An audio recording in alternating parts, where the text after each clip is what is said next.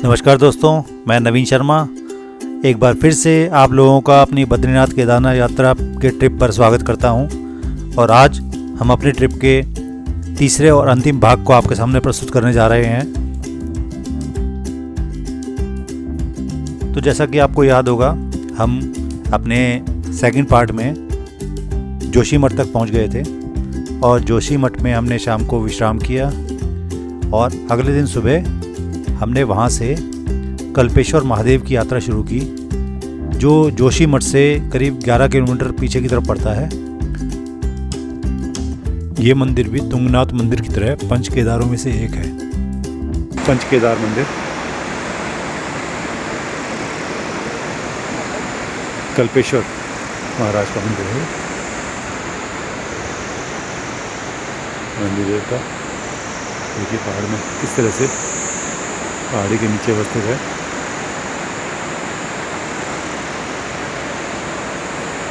अत्यंत विहंगम दृश्य है।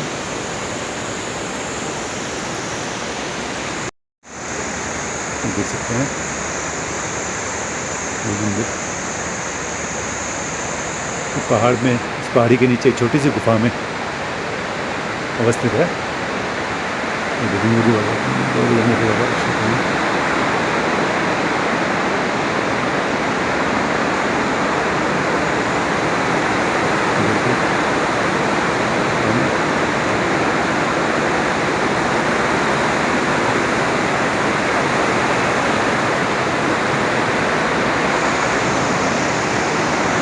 एक्चुअली में इसको कल्पनाथ मंदिर कहा जाता है। बाबा कल्पनाथ का मंदिर है। प्रतिमा पहाड़ के नीचे यह वो मंदिर है। देख सकते हैं मंदिर सुंदर से।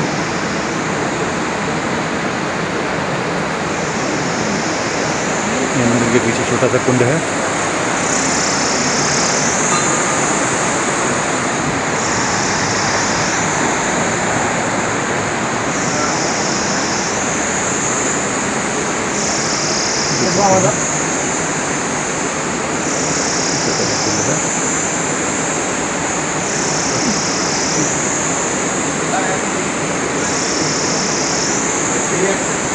अपने आप पानी प्रकट होता रहता है। कुंड में पानी आ रहा है।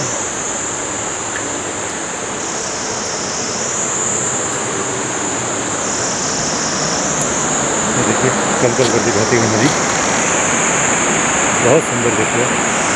बहुत रमणीय स्थल है पहाड़ी की गोद में, पहाड़ों के मध्य बाबा कल्पनाथ, जो कि चतुर्थ या तृतीय केदार के नाम से भी प्रसिद्ध है। उनका ये मंदिर है।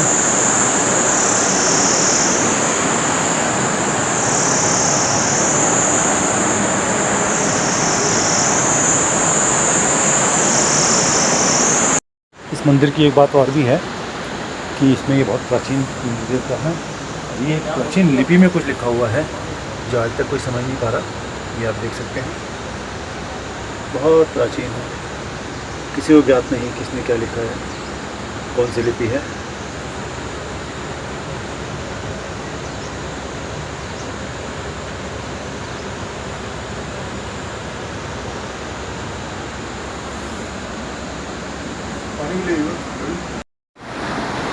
ये पंच केदार में से चतुर्थ केदार बाबा कल्पेश्वर देवता जी का मंदिर है।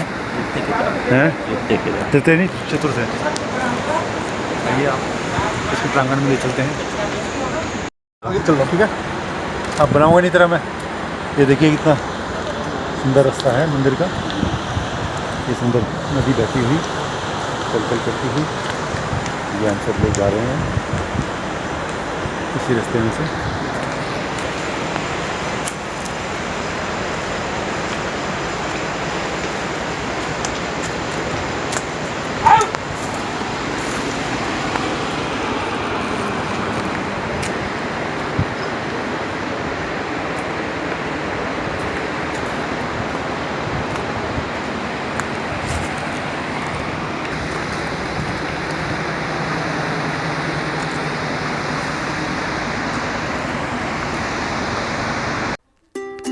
कल्पेश्वर महादेव एक पहाड़ के कोने में बसा हुआ है और उसके साथ एक पहाड़ी नदी बहती है जो बहुत ही तीव्र गति से बहती है और उस पर एक कच्चा लकड़ियों का पुल बना हुआ है।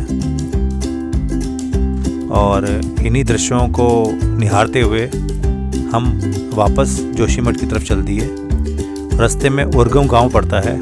उर्गम एक पहाड़ी गांव है और सुंदरता से भरपूर है। वहाँ का नेचुरल वेजिटेशन, नेचुरल ब्यूटी और नेचुरल सीनरी इतनी ज़बरदस्त है कि उसको देख के हमारा मन किया कि हम कुछ देर वहाँ ठहरें। और इसलिए हमने वहाँ पे एक लोकल रेस्ट हाउस था, वहाँ बात की और वहीं पे वहाँ का लोकली खाना बनवाया और उसको एंजॉय किया।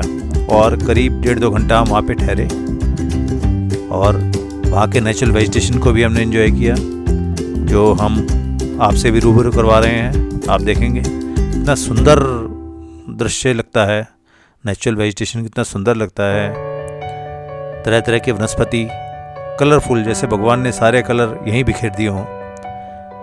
और उस वातावरण को एंजॉय किए बिना जाना तो बहुत ही गलत होता, इसलिए हम वहाँ ठहरे कुछ देर और उसके बाद हम वापस जोशीमठ की तरफ चल दिए और करीब 3:30 बजे हम लोग जोशीमठ पहुँच गए।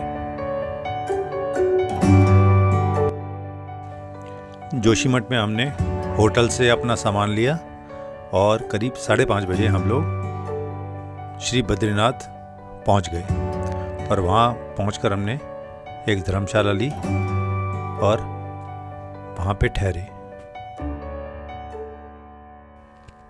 शाम को हमने फ्रेश होकर सबसे पहले श्री बद्रीनाथ मंदिर में जाकर श्री बद्रीनाथ जी के दर्शन किए।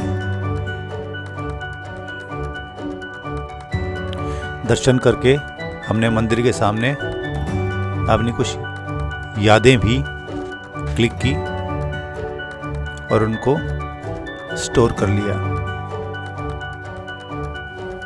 बद्रीनाथ मंदिर हमारे 4 धामों में से सबसे प्रमुख धाम है और अलकनंदा नदी के तट पर बसा हुआ है और उस नदी के दूसरे तट पर हमारी वो धर्मशाला थी जहाँ से हम सुबह शाम बद्रीनाथ मंदिर के दर्शन कर सकते थे।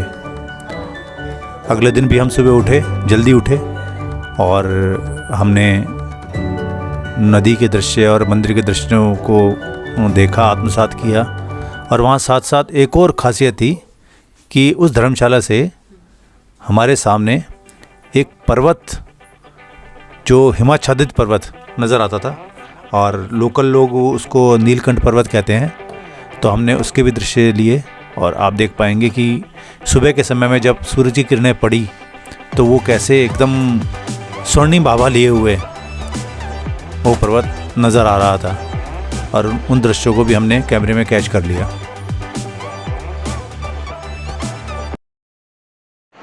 और देख सकते हैं आप नीलकंठ पर्वत ये धीरे धीरे अपना पूरा गोल्डन स्वरूप लेता जा रहा है।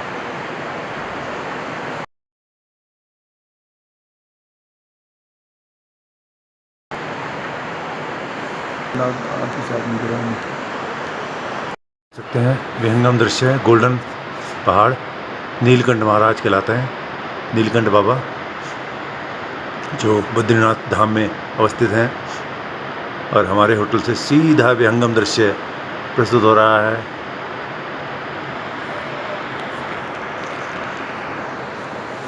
इतना सुंदर दृश्य हम निहार रहे हैं। ये देखिए पूरी घाटी जहाँ पे बाबा बद्रीनाथ का सुंदर मंदिर आप देख पा रहे हैं बीच में अवस्थित है।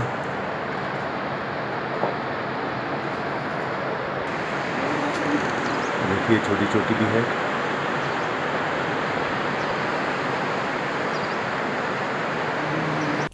उन दृश्यों को आत्मसात करके हमने स्नान किया और जल्दी से तैयार होके बद्रीनाथ मंदिर में सुबह के दर्शनों के लिए चल दिए।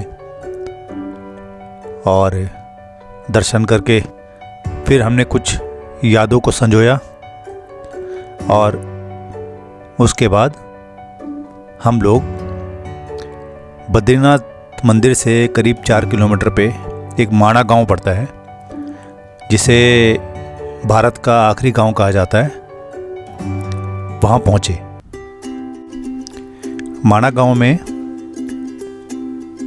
एक व्यास गुफा है और उसके विषय में किंवदंती है कि उस गुफा में बैठ के महर्षि वेदव्यास ने महाभारत की रचना की थी। और वहीं पे सरस्वती नदी का उद्गम स्थल भी है और वो बहुत ही तीव्र गति से बहती नज़र आती है, लेकिन बस कुछ ही दूर जाकर वो धरती में समा जाती है। और उसके बारे में वहाँ की लोकल मान्यता ये है कि क्योंकि महर्षि वेदव्यास वहाँ पे ग्रंथ की रचना कर रहे थे, तो उस नदी के शोर की वजह से उन्हें परेशानी हो रही थी, काम में रुकावट आ रही थी। तो उन्होंने उस नदी को श्राप दिया, सरस्वती नदी को श्राप दिया कि तुम यहीं से भूगर्भित हो जाओ। और इसलिए वहाँ से वो नदी धरती के नीचे चली जाती है।